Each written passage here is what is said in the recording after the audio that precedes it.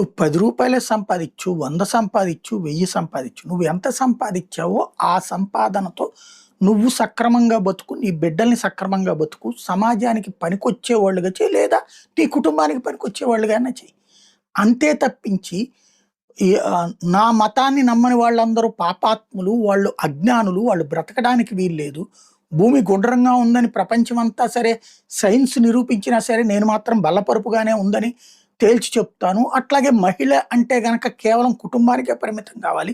చదువుకోకూడదు, ఉద్యోగం చేయకూడదు, డాన్స్ ఆడకూడదు, సంగీతం ఉండకూడదు. ఇట్లాంటి విచిత్రాల్లోనే ఒక్కసారి ముస్లింలు ఆలోచించండి.